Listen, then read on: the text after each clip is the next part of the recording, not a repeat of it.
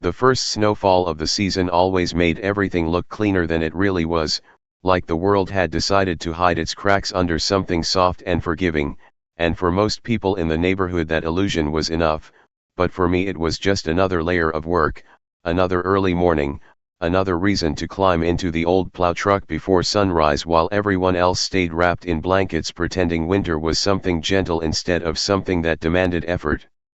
and responsibility, and I didn't mind it, not really, because there was a certain satisfaction in carving a path through something that would otherwise trap people inside their own homes, a quiet pride in knowing that when the road was clear it was because I had made it that way, not the HOA, not the board members who loved sending emails and notices but had never once touched a shovel. It was me, always me, and that had been the arrangement for years, unspoken but understood, until the morning. I found the notice taped to my door like some kind of accusation written in neat printed letters that somehow felt more insulting than if someone had just knocked and said it to my face, a fine for unauthorized snow displacement patterns, which at first sounded so ridiculous I thought it had to be a joke, but the HOA didn't joke, not about rules, not about fines, not about anything that gave them a chance to remind people who was in control, and as I stood there in the cold reading it over and over again I could feel that slow, familiar irritation building, the kind that starts quiet but grows roots the longer you let it sit, because this wasn't about snow tracks, it wasn't about safety or appearance or any of the excuses they like to hide behind, it was about power, about reminding me that even though I was the one clearing their roads they still believed they had authority over how I did it, even if their rules made no sense to anyone who had ever actually dealt with a real winter morning. And the thing that really got to me wasn't even the fine itself, it was the wording, the implication that I had done something wrong by leaving tracks behind while plowing, as if snow could be moved without leaving evidence, as if the act of clearing a road could somehow be invisible, and I remember laughing then, standing alone on my porch with that paper in my hand, because it was either laugh or start something I couldn't easily stop, and at that moment I chose to laugh, to crumple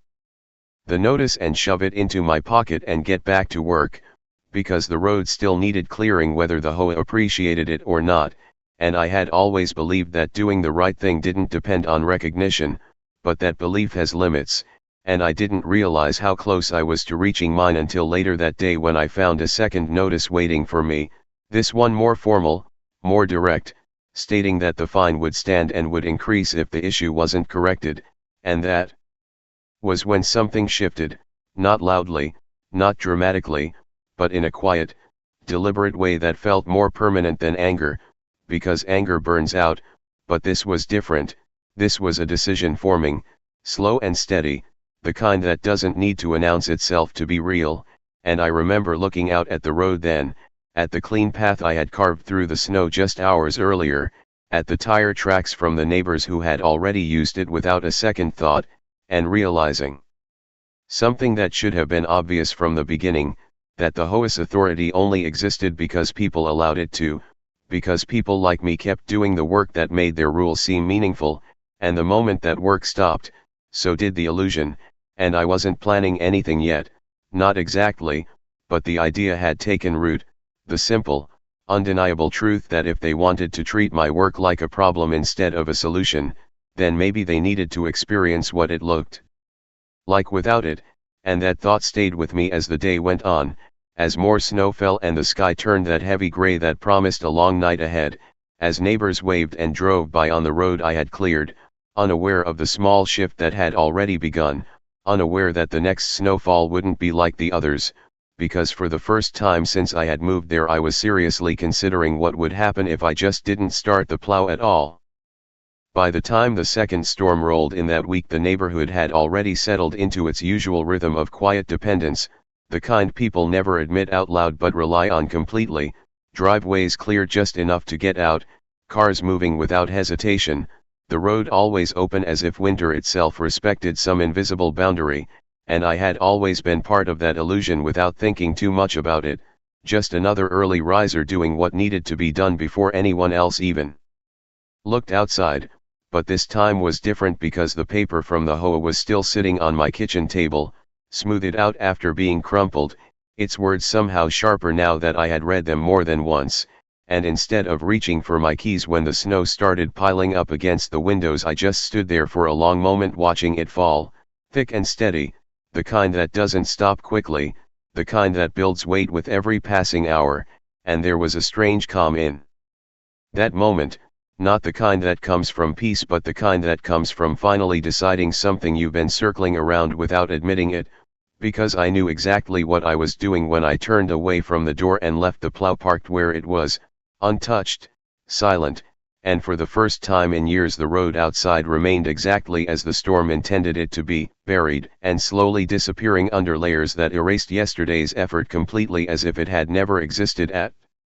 all. And at first nothing happened, not really, just the quiet accumulation of snow, the kind people ignore until it becomes impossible to ignore, but as the hours passed the change became visible in small ways, a car that didn't leave when it usually would, another that tried and failed, tires spinning uselessly before giving up, footprints replacing tire tracks, narrow paths forming where people attempted to make their own way through something they had never had to handle alone before, and I watched it all from my window without any sense of urgency, not out of spite exactly but out of something more measured, more deliberate, because this wasn't about getting back at anyone in a loud or obvious way, it was about letting reality speak for itself, letting the absence of something familiar reveal its value in a way no argument ever could, and it didn't take long for the first message to arrive, a neighbor asking if my truck was okay, if I was planning to head out soon, casual at first, almost polite, as if this delay was just a minor inconvenience instead of the beginning of a larger problem, and I didn't respond right away, not because I didn't see it but because I wanted to understand something, to see how long it would take before the situation shifted from assumption to realization, from expectation to uncertainty, and that shift came quicker than I expected because the snow didn't slow down, it thickened, piling against doors and cars and fences, turning the street into something unrecognizable, something that demanded action, and when that action didn't come the messages changed, more frequent now, less casual, neighbors checking in, asking if everything was all right, if I needed help, if maybe I hadn't noticed the storm yet, which would have been almost funny if it wasn't so predictable, because the idea that the road might simply remain uncleared didn't fit into the way they understood their own routines, and through it all the HOA stayed silent. No emails, no notices, no instructions, just the same absence of real involvement that had always been there beneath their rules, and that silence said more than anything else could, because it meant they had never actually planned for this, never considered that the system they relied on wasn't something they controlled at all, and as evening settled in and the snow finally began to slow, the neighborhood had transformed completely, not in some dramatic cinematic way but in the quiet, inconvenient reality of blocked driveways, stranded cars, and people realizing that the simple act of getting out onto the main road was no longer guaranteed, and I could feel the tension building even from inside my house, that subtle shift in the air when people start to understand that something they took for granted isn't coming back on its own, and still I didn't move, didn't start the truck, didn't